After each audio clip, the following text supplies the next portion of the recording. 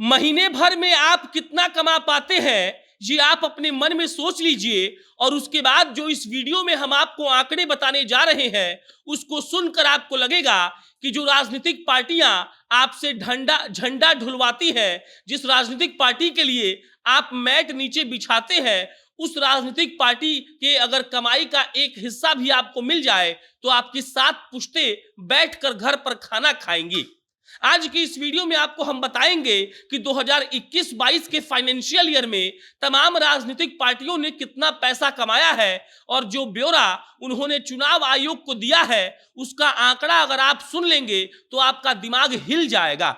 आप सोचिए कि आपके महीने भर की तनख्वाह कितनी है।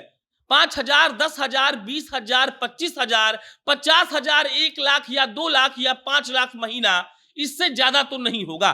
बहुत कम ही लोग होंगे जो 5 लाख महीने से ज्यादा रुपया कमाते होंगे। लेकिन वो राजनीतिक पार्टी जिसके पीछे आप मोटरसाइकिल लेकर जिंदाबाद का नारा लगाते हैं, उस पार्टी को कितना चंदा मिलता है आप सुनेंगे तो आपका दिमाग पागल हो जाएगा। एक साल के भीतर की अगर बात करें तो 2021-22 में भाजपा को 1,917 करोड़ रुपए बतौर चंदा मिला है। अब आप सोचिए कि ये कितना रुपया महीना हुआ। महीना के हिसाब से भी जोड़ेंगे तो 100 करोड़ महीना क्रॉस कर जाएगा। आपकी कमाई 10,000 महीने और आप जिस पार्टी का झंडा लेकर ढोते हैं उसकी कमाई 100 करोड़ महीने। और भाजपा के बाद आती है तृणमूल कांग्रेस। तृणमूल कांग्रेस को 2021-22 में मिला है 545 करोड़ रुपया। उसके बाद आती है कांग्रेस जिसको मिला है 541 करोड़ रुपया।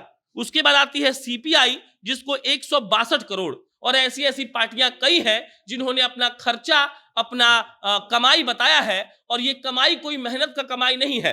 राजनीतिक पार्टियों को जो लोग चंदा देते हैं ये उसकी कमाई है। और इसके बाद सोचिए कि आप और आपका पूरा खानदान मिलकर महीने भर में कितनी की कमाई कर पाता है, और उसके बाद सोच लीजिए कि आपकी वो राजनीतिक पार्टी महीने भर में कितना कमा पाती है। अब आपको हम कुछ डेटा बताते हैं। अगर सिर्फ 2021-22 की बात की जाए और सबसे ऊपर जो 6 राजनीतिक दल हैं उनके चंदा को जोड़ दिया जाए तो कुल अमाउंट होता है 3,289 करोड़ रुपए। अब सोचिए कि 3,289 करोड़ रुपए मात्र 6 राजनीतिक पार्टी को चंदा मिलता है।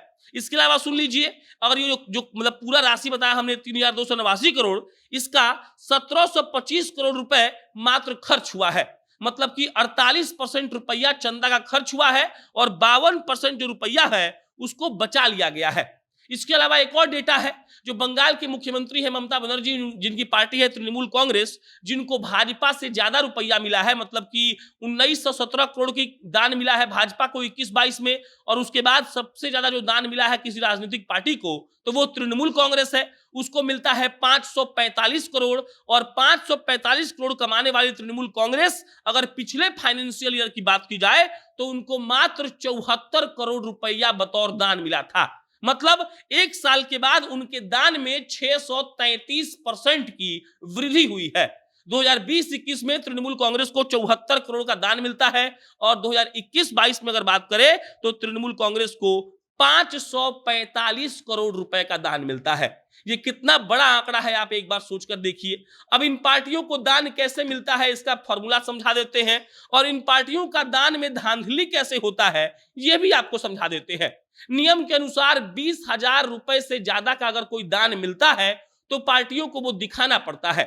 इसके अलावा 20,000 से कम के दान का जो शो है वो पार्टियां नहीं करती हैं। लेकिन इन सब में बड़ा खेल नहीं होता है, बड़ा खेल होता है इलेक्टोरल बॉन्ड में। अब ये इलेक्टोरल बॉन्ड होता क्या है समझा देते हैं आपको हम। इलेक्टोरल बॉन्ड जो होता है वो देश भर के 29 एसबीआई के शाखों से बिकता है। और इलेक्टोरल बॉन्ड एक तरीके से करेंसी आप समझ लीजिए। 500 रुपया का नोट होता है, 1,000 रुपया का नोट होता है, 1 करोड़ का नोट होता है, 1 लाख का नोट होता है, नहीं होता है 500 का होता है, 2,000 का होता है। लेकिन जो इलेक्टोरल बॉन्ड है वो करोड़ रुपए का होता है। अब नियम ये कहता है कि कोई आदमी बैंक के मतलब एसबीआई के शाखा से जाकर इलेक्टोरल बॉन्ड खरीदेगा 1 करोड़ का, और जाकर वो किसी पार्टी को दे देगा। और नियम ये है कि 15 दिनों के अंदर उस इलेक्टोरल बॉन्ड को भजाकर पार्टी कैश ले लेगी। और उसके बाद जो सबसे धांधली वाला नियम ये है कि पार्टियां ये बात नहीं बताएंगी कि वो इलेक्टोरल बॉन्ड उनको किसने दिया है, और बैंक के जिस शाखा से वो इलेक्टोरल बॉन्ड बिकेगा, बैंक का शाखा इस बात का जानकारी नहीं देगा कि किसने उस इलेक्टोरल बॉन्ड को खरीदा है। अब आप समझ जाइए, इलेक्टोरल बॉन्ड कौन खरीद रहा है ये जानकारी नहीं मिलेगी। इलेक्टोरल बॉन्ड जिन पार्टी को मिल रहा है, पार्टी को छूट है कि वो इलेक्टोरल बॉन्ड से मिले हुए चंदे का जिक्र नहीं करेंगे, उनसे कोई उस आय का जो स्रोत है वो पूछ नहीं सकता है, और सबसे बड़ा धांधली इसी में होता है। अब आप समझ जाइए, आप कमाते हैं तो सरकार को आपको ब्यौरा देना पड़ता है कि पैसा कहां से आया।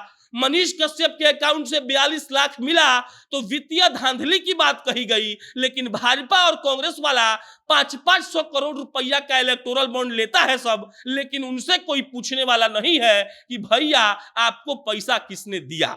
बाद बाकी महीने का आपका कमाई कितना है इसको लास्ट में फिर याद करिए, और याद कर लीजिए भाजपा के 1917 करोड़ के चंदे को, और सोचिए कि ये चंदा किसने दिया होगा। बहरहाल आपकी जो प्रतिक्रिया है इस खबर पर कमेंट बॉक्स में भेजिएगा। हम फिर जल्दी किसी नई खबर के साथ मिलेंगे। बहुत बहुत धन्यवाद।